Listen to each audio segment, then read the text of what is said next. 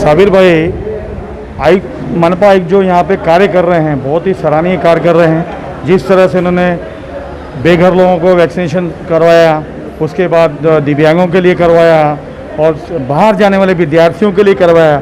अब उन्होंने पत्रकारों के लिए आज जो यहाँ पे वैक्सीनेशन की ड्राइव शुरू की है, बहुत सराहनीय है और पत्रकारों को देना बहुत ज़रूरी है, क्योंकि पत्रकार जो है शहर शहर में घूमता है, गली कूचे में घूमता है और वहाँ के जो न्यूज़ होती है कवर करके जनता तक पहुँचाता है। तो सबसे ज़्यादा खतरा पत्रकार और पत्रकार के परिवार को होता है। तो मैं तो आयुक्त को साहब को धन्यवाद देना चाहता हूँ कि उन्होंने पत्रकारों के बारे में सोचकर ये बहुत ही सराहनीय कदम उठाया है, जिससे से कम ये वैक्सीन लगने के बाद पत्रकार सुरक्षित तो रहेंगे।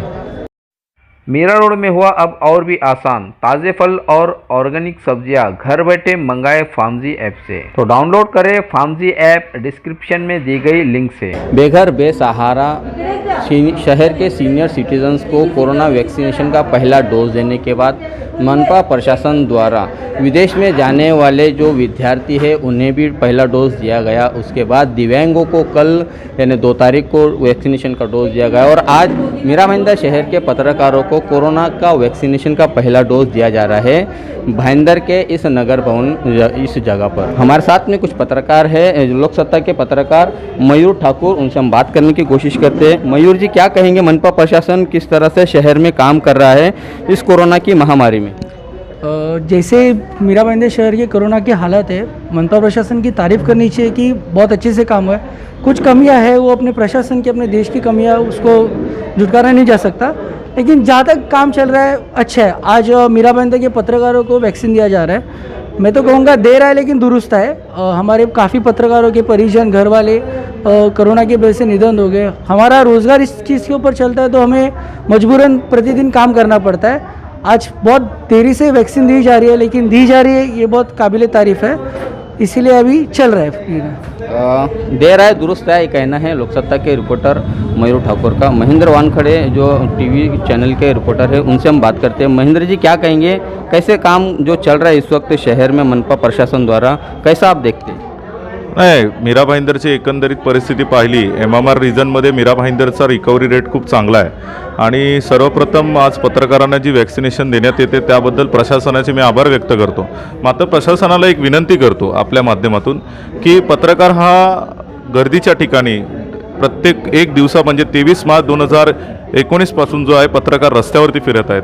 अनेक आमच्या पत्रकारांना कोविडची लागण झाली, अनेक कोविडमध्ये आमच्या यतीन दादासारख्या झुंजार पत्रकाराचं निधन झालं।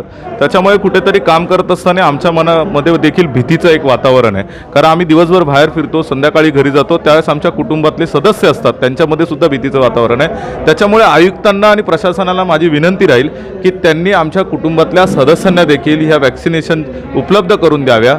तसंच राज्य सरकारला माझी मागणी ही असेल की देशातल्या 12 राज्यांमध्ये पत्रकारांना फ्रंटलाईन वर्करचा दर्जा देण्यात आलेला आहे, मात्र महाराष्ट्रातल्या पत्रकारांना अद्याप देण्यात आलेला नाही आहे। त्याच्यामुळे फ्रंटलाईन दर्जा देण्यासाठी ही प्रशासनाने मदत करावी, हे असं आवाहन करतो।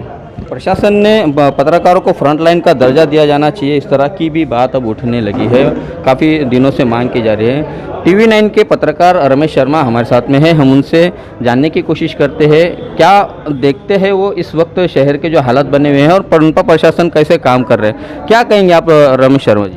सबसे पहले मैं कहना चाहूँगा, जिस तरह से फ्रंटलाइन वर्करों को सबसे पहले दिया गया, लसीकरण किया गया, टीकाकरण किया गया, उस तरह से पत्रकारों को ही दूसरे फेज़ में या उसके बाद करना चाहिए था। क्योंकि पहले दिन से जिस तरह से आरोग्य के कर्मचारी, डॉक्टर्स काम कर रहे हैं, पत्रकार भी फील्ड में काम कर रहे हैं, तो उनके भी जान को खतरा था। हालात देर आए दुरुस्त आए, महानगर पालिका, मीरा भाईंदर महानगर पालिका ने ये बड़ा स्टेप उठाया। आज पत्रकारों को टीकाकरण किया जा रहा है। इस तरह से पत्रकारों के जो परिवार है उनको भी अगर मीरा भाईंदर महानगर पालिका प्रशासन की तरफ से या मुख्यमंत्री की तरफ से ये आदेश जारी किया जाए तो बहुत अच्छा होगा कि जिस तरह से पत्रकार फील्ड में काम करते हैं वो टीका लेने के बाद सुरक्षित होते हैं तो उनका परिवार भी कहीं ना कहीं सुरक्षित होता है। तो जब हम फील्ड में काम करते हैं तो हमारे मन में एक थोड़ा सा डर कम होता है।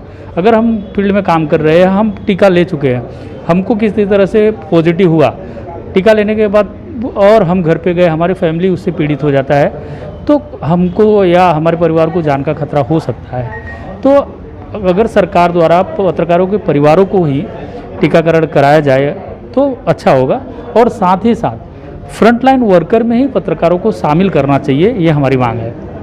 फ्रंटलाइन वर्कर के तौर पर पत्रकारों को शामिल करना चाहिए।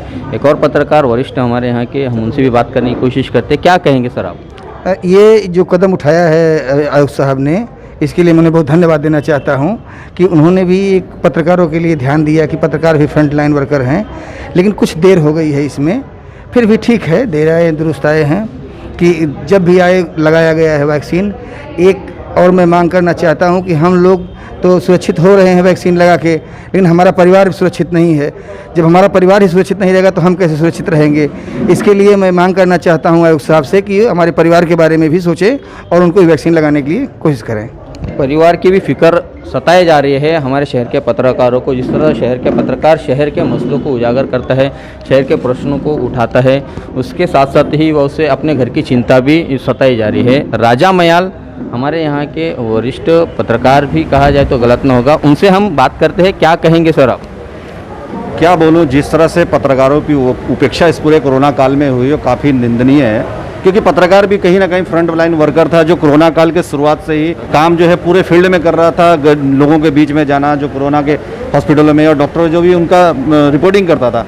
उसके बावजूद पुनः कोरोना काल में सुरक्षा और पत्रकारों को फ्रंट लाइन वर्कर का जो है उनको दर्जा दिया गया है, और ना ही सरकार की तरफ से जो मिलने वाली सुविधाएं थी वो पत्रकार को दिया गया है। अभी इस जो कोरोना वैक्सीन की बात करें तो आज भारत में जो है सभी को लगभग कोरोना वैक्सीन दिया जा चुका है, मगर पत्रकारों का जो नाम लिस्ट में नाम है वो सबसे लास्ट में आया। चलिए ठीक है, दिया गया, मगर इसके साथ ही पत्रकार के परिवार वालों को भी दिया जाना चाहिए था। और जो सरकार ने जो कोरोना वॉरियरों को जो सुरक्षा के लिए कहा था कि जो पत्रकारों को अगर काम करते कुछ होता है, तो हमारे कई पत्रकार हैं जो इस कोरोना काल में जो जिनकी कोरोना से मृत्यु हुई है रिपोर्टिंग करते समय, उनकी तरफ किसी ने भी ध्यान नहीं दिया गया है, और उनके परिवार को ना आज तक कभी किसी तरह का कोई मुआवजा या किसी तरह का कोई प्रोत्साहन दिया गया। तो मैं सरकार से चाहूँगा कि जो पत्रकार हैं वो भी कोरोना काल से शुरू से फ्रंट लाइन में काम कर रहे हैं, तो कहीं ना कहीं उनके परिवार का और पत्रकारों की जवाबदारी भी सरकार को लेनी चाहिए, और उनके लिए कुछ योजना निकालनी चाहिए, ताकि जो पत्रकार आज जिनके घर वाले जो है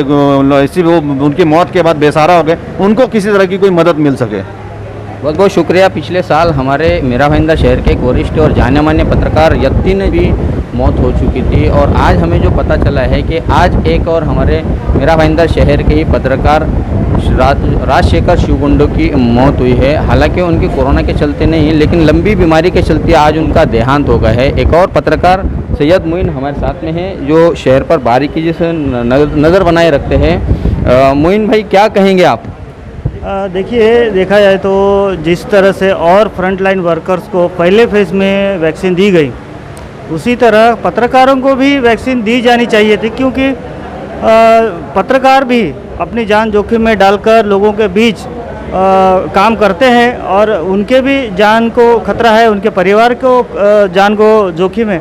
तो इस बात को ध्यान में रखते हुए प्रशासन को पहले फेज़ में ही उन्हें वैक्सीनेशन देना चाहिए था, उनको और उनके परिवार को। लेकिन अभी चलो, अभी देर आए दुरुस्त है, इन्होंने अभी सोचा है महानगर पालिका प्रशासन ने, और हम धन्यवाद करते हैं आयुक्त दिलीप डोले जी का कि उन्होंने आज यहाँ पर पत्रकारों के लिए कोविड वैक्सीन का यहाँ पर जो कैंप लगाया है विशेष करके, तो हम उनका धन्यवाद करते हैं, और आशा व्यक्त करते हैं कि इसी तरह वो पत्रकारों का सम्मान करते हुए और भी जो उनकी सुविधाओं की ज़रूरत है पत्रकारों को, वो सुविधा उन्हें मुहैया कराएं।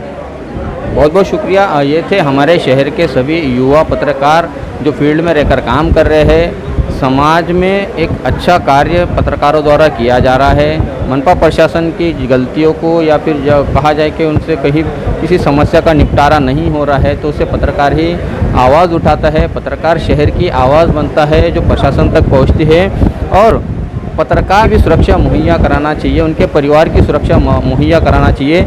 इस तरह की मांग, इस तरह की आवाज़ अब मीरा भाईंदर शहर के सभी पत्रकारों ने एक साथ उठाई है।